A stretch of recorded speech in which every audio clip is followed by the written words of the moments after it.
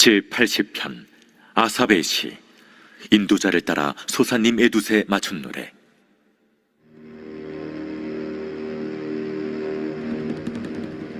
요셉을 양떼같이 인도하시는 이스라엘의 목자여, 귀를 기울이소서. 그룹 사이에 좌정하신 이여, 빛을 비추소서. 에브라임과 베냐민과 므낫세 앞에서 주의 능력을 나타내사 우리를 구원하러 오소서. 하나님이여, 우리를 돌이키시고 주의 얼굴빛을 비추사 우리가 구원을 얻게 하소서. 만군의 하나님 여호와여, 주의 백성의 기도에 대하여 어느 때까지 노하시리이까? 주께서 그들에게 눈물의 양식을 먹이시며 많은 눈물을 마시게 하셨나이다. 우리 이웃에게 다툼거리가 되게 하시니 우리 원수들이 서로 비웃나이다.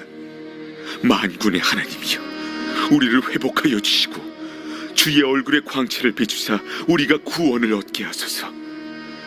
주께서 한 포도나무를 애굽에서 가져다가 민족들을 쫓아내시고 그것을 심으셨나이다. 주께서 그 앞서 가꾸셨으므로 그 뿌리가 깊이 박혀서 땅에 가득하며 그 그늘이 산들을 가리고 그 가지는 하나님의 백향목 같으며 그 가지가 바닥까지 뻗고 넝쿨이 강까지 미쳤거늘 주께서 어찌하여 그 담을 허시사 길을 지나가는 모든 이들이 그것을 따게 하셨나이까? 숲속의 멧돼지들이 상해하며 들짐승들이 먹나이다. 만군의 하나님이여, 구하옵나니 돌아오소서. 하늘에서 굽어보시고 이 포도나무를 돌보소서. 주의 오른손으로 심으신 줄기여, 주를 위하여 힘있게 하신 가지니이다. 그것이 불타고 배임을 당하며 주의 면책으로 말미암아 멸망하오니 주의 오른쪽에 있는 자, 곧 주를 위하여 힘있게 하신 인자에게 주의 손을 얹으소서. 그리하시면 우리가 주에게서 물러가지 아니하오리니 우리를 소생하게 하소서. 우리가 주의 이름을 부르리이다. 만군의 하나님 여호와여, 우리를 돌이켜 주시고 주의 얼굴의 광채를 우리에게 비추소서. 우리가 구원을 얻으리이다.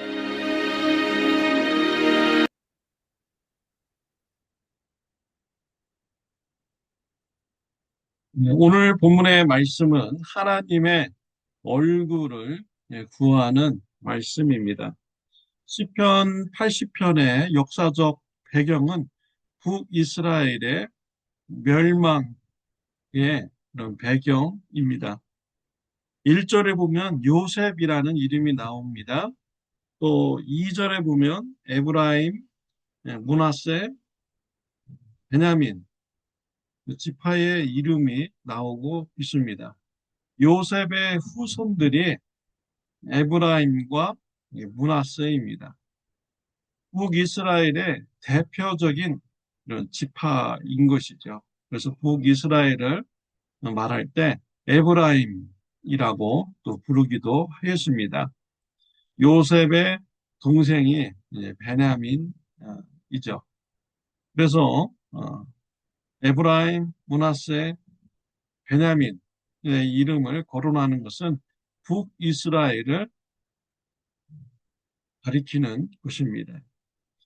에브라임, 므낫세, 베냐민을 구원해달라고 간구하고 있습니다.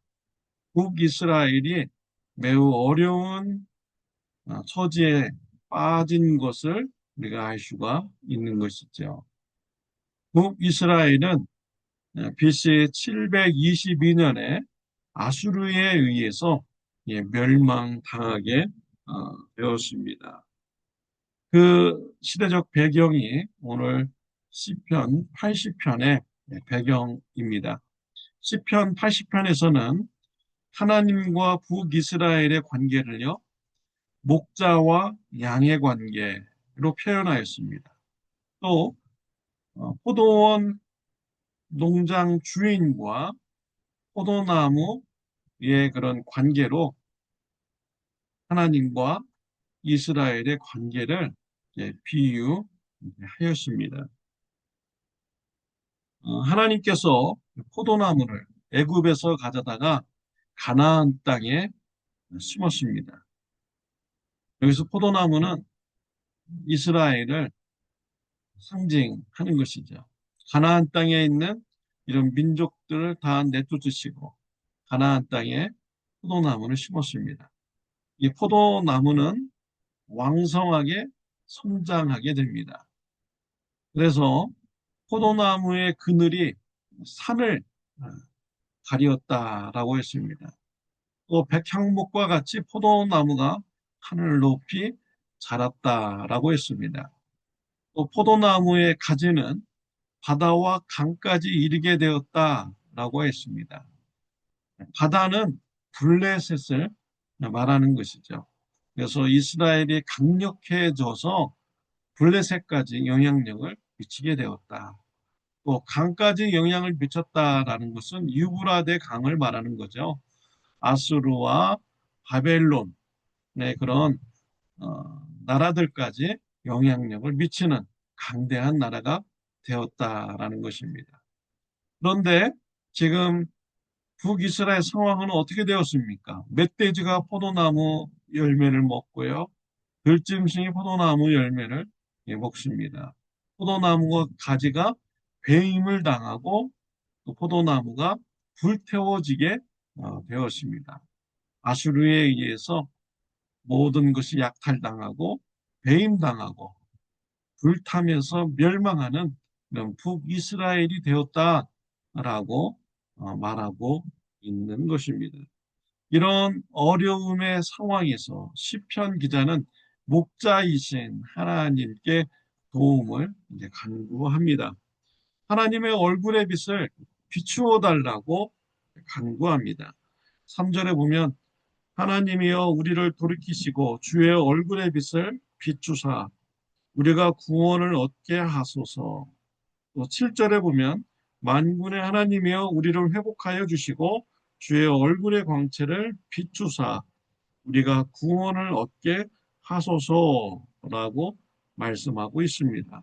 하나님의 얼굴을 비추어 달라고 간구하고 있죠. 하나님의 얼굴의 광채를 우리에게 비추어 달라고 간구하고 있습니다. 하나님의 얼굴을 비추어 달라. 이게 무슨 뜻입니까? 제사장의 축복 기도문에 보면 하나님의 얼굴에 대한 말씀이 나오고 있습니다. 민수기 6장 24절, 26절 말씀에 보면요.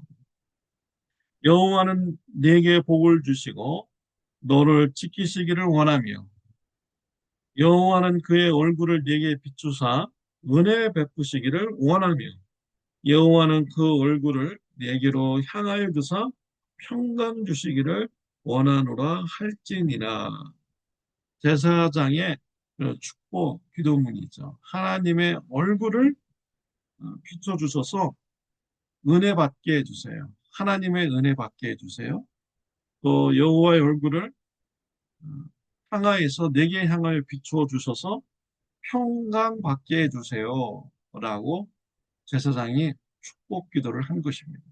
하나님의 얼굴을 비추어 달라라고 하는 것은 하나님의 은혜가 임하게 해주세요. 하나님의 평강이 임하게 해주세요.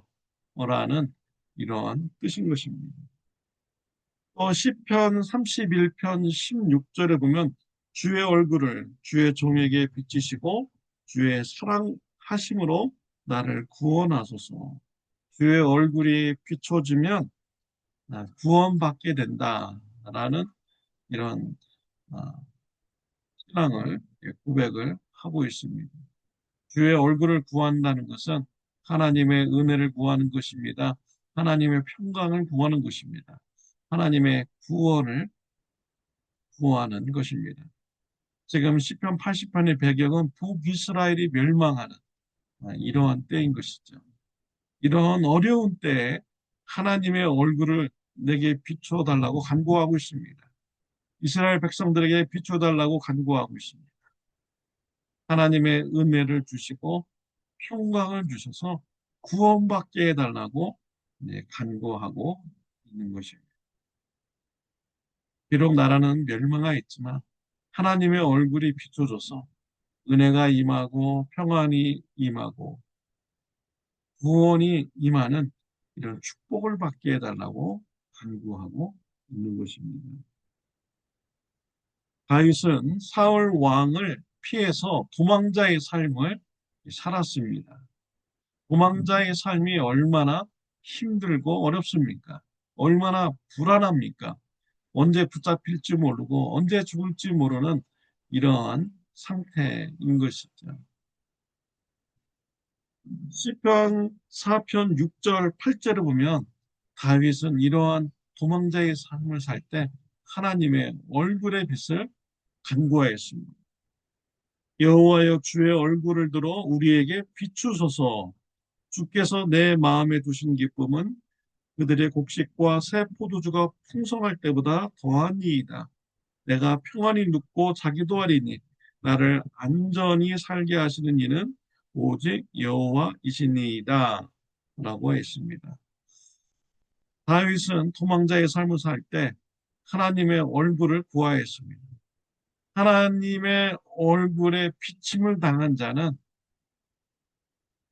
평안히 눕고 평안히 자게 된다라고 했습니다. 하나님의 평안이 임하게 된다라는 것이죠.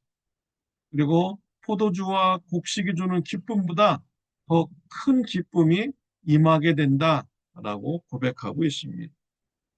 그리고 안전하게 살게 된다라고 고백하고 있습니다. 다윗은 도망자의 삶을 살았지만 하나님의 얼굴에 비침을 받았습니다. 그래서 기쁨이 넘쳤고요. 평안이 넘쳤습니다.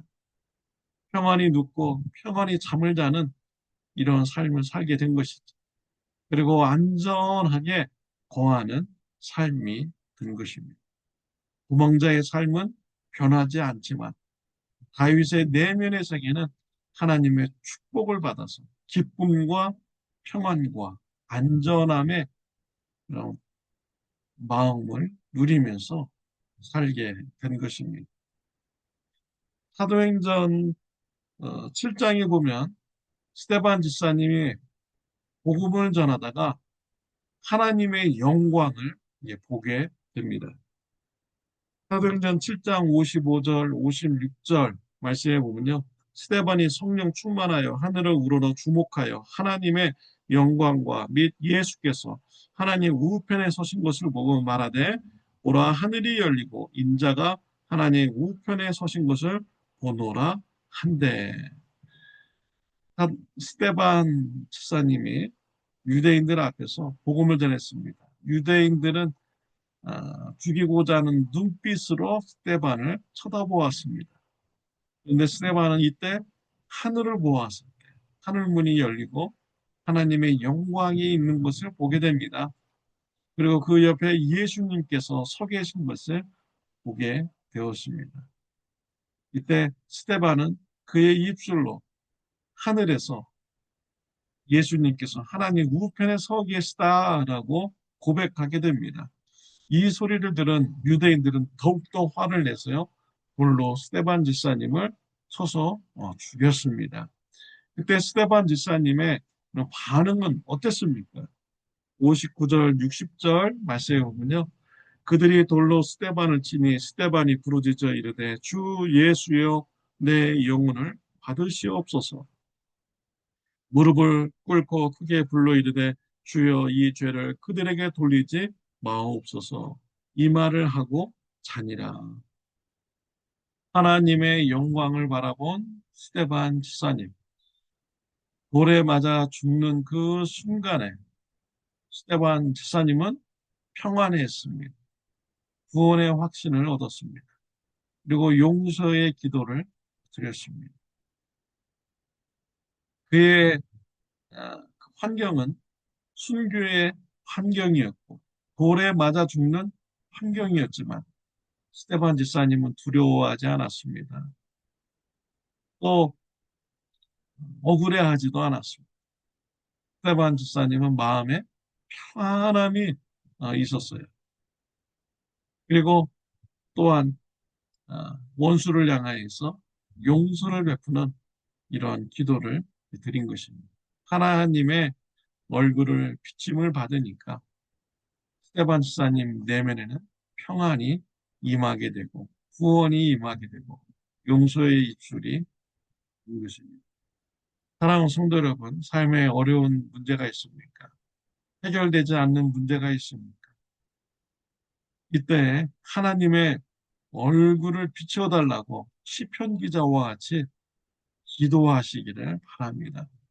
하나님의 얼굴이 비춤을 받으면 하나님의 은혜가 임합니다. 하나님의 평안이 임합니다. 하나님의 구원이 임합니다. 상황이 변하지 않아도 내 마음 속에서는 이미 평안과 기쁨과 구원이 넘치는 이러한 마음이 되는 것입니다. 하나님의 얼굴을 구하는 삶을 살아가는 저와 여러분들이 되시기를 바랍니다. 기도드리겠습니다. 하나님의 아버지, 감사합니다. 하나님의 얼굴을 구하는 이런 영적인 신비한 말씀을 나누게 해주시니 감사합니다. 하나님의 은혜를 구하는 자 되게 하여 주옵소서. 하나님의 은혜로 평강이 있게 하여 주옵시고 기쁨이 넘치게 하여 주옵시며 구원의 확신이 풍성한 축복을 누리게 하여 주옵소서. 예수님의 이름으로 기도드렸습니다. 아멘. 하나님의 은혜가 임하여서 평안한 하루가 되시기를 바랍니다.